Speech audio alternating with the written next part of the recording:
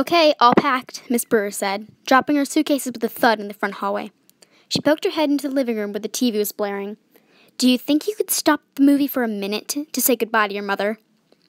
Casey pushed a button on the remote control and the screen went blank. He and Margaret obediently walked to the hallway to give their mother hugs. Margaret's friend Diane Manning, who lived just around the corner, followed them into the hallway. How long are you going to be gone, Miss Brewer? She asked, her eyes on the two bulging suitcases.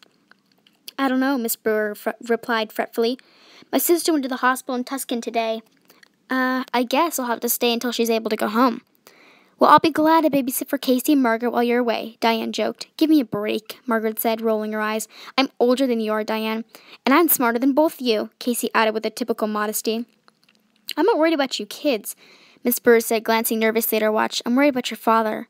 Don't worry, Margaret took her seriously. We'll take good care of him. Just make sure that he eats something once in a while, Miss Brewer said. He's so obsessed with his work he doesn't remember to eat unless you tell him to. It's going to be really lonely around here without Mom, Margaret thought. Dad hardly ever comes up from the basement. It had been 2 weeks since he had yelled at Casey and her to stay out of the basement. They had been tiptoeing around him ever since, afraid to get him angry again. But in the past 2 weeks he had barely spoken to them, except for the occasional good morning and good night. Don't worry about anything, Mom, she said, forcing a smile. Just take good care of Aunt Eleanor.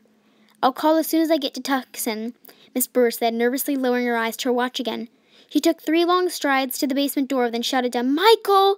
Time to take me to the airport! After a long wait, Dr. Brewer called up in reply. Then Miss Brewer turned back to the kids.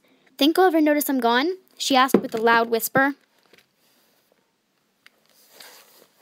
She meant it to be a light remark, but her eyes revealed some sadness.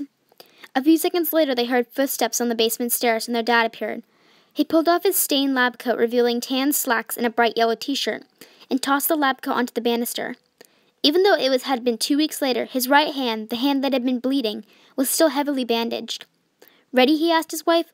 Miss Brewer sighed. I guess so. She gave Margaret and Casey a helpless look, then moved quickly to give them one last hug. Let's go then, Dr. Brewer said impatiently. He picked up the 2 bags and groaned, Wow! How long do you plan on staying? A year? Then he headed out to the front door with them without waiting for an answer. Bye, Miss Brewer, Diane said, waving. Have a good trip. How can she have a good trip? Casey asked sharply. Her sister's in the hospital. You know what I mean, Diane replied, tossing her long red hair and rolling her eyes. They watched the station wagon roll down the driveway, then returned to the living room. Casey picked up the remote control and started the movie. Diane sprawled out on the couch and picked up the bag of potato chips she had been eating. Who picked this movie? Diane asked, crinkling the foil bag noisily. I did, Casey said. It's neat. He had pulled the couch cushion down to the living room carpet and was sitting on it. Margaret was sitting cross-legged on the floor, her back against the base of the armchair, still thinking about her mother and Aunt Eleanor. It's neat if you like to see lots of people get blown up and their guts flying all over, she said, making a face for Diane's benefit. Yeah, it's neat, Casey said, not taking his eyes off the glowing TV screen. I've got so much homework, I don't see why we're sitting here, Diane said, reaching her hand to the potato chip bag. Me too, Margaret sighed. I guess I'll do it after dinner. Do you have my math assignment? I think I left my math book at school.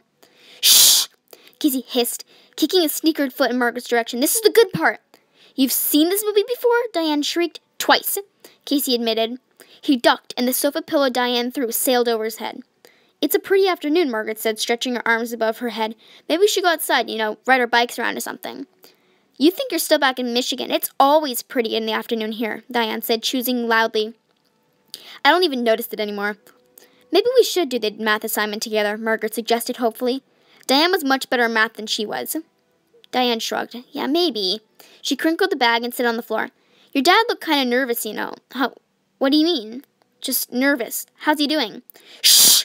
Casey insisted, picking up the potato chip bag and tossing it at Diane. Being laid off and all. I guess he's okay, Margaret said wistfully. I don't know, really. He spends all his time down in the basement with his experiments. Experiments? Hey, let's go take a look. Tossing her hair behind her shoulders, Diane jumped up from the chrome and white leather couch. Diane was a science freak. Math and science, the two subjects Margaret hated. You should have been in the Brewer family, Margaret thought with a trace of bitterness. Maybe Dad would pay some attention to her since she's into the same things he is. Come on, Diane urged, bending over to pull Margaret up from the floor. He's a botanist, right? What's he doing down there? It's It's complicated, Margaret said, shouting over the explosions and gunfire on the TV. He tried to explain it to me once, but Margaret allowed Diane to pull her up to her feet. Shut up! Casey yelled, staring at the TV. The colors from the TV screen reflected upon his clothes. Is he building a Frankenstein monster or something? Diane demanded. Or some kind of Robocop. Wouldn't that be cool? Shut up! Casey repeated shrilly, as the movie's hero bounded across the screen. He's got all these machines and plants down there, Margaret said uncomfortably, but he doesn't want us to go down there. Huh? It's like top secret? Diane's emerald eyes lit up with excitement. Come on, we'll just take a peek. No, I don't think so, Margaret told her. She couldn't forget the angry look on her father's face 2 weeks before when she and Casey had tried to pay a visit, or the way he'd screamed at them to never come down to the basement. Come on, I dare you, Diane challenged. Are you chicken? I'm not afraid, Margaret insisted shrilly. Diane was always daring her to do things she didn't want to do. Why is it so important for Diane to think she's so much braver than everyone else? Margaret wondered. Chicken, Diane repeated, tossing her mane of red hair behind her shoulder. She strode quickly toward the basement door. Diane, stop! Margaret cried, following after her. Hey, wait! Casey cried, clicking off the movie. Or are we going downstairs? Wait for me! He climbed quickly to his feet enthusiastically and hurried to join them down in the basement. We can't, Margaret started, but Diane clamped a hand over her mouth. We'll just take a quick peek, Diane insisted. We'll just look. We won't touch anything. And then we'll come right back upstairs.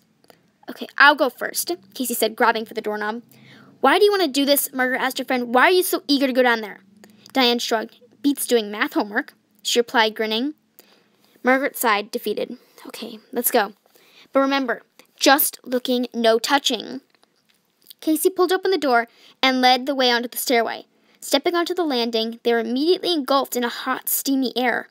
They could hear the buzz and hum of electronic machinery, and off to the right, they could see the glare of the bright white lights from Dr. Brewer's workroom. This is kind of fun, Margaret thought, as the three of them made the way down the linoleum-covered stairs. It's an adventure. There's no harm in taking a peek. So why was her heart pounding? And why did she have this sudden tingle of fear?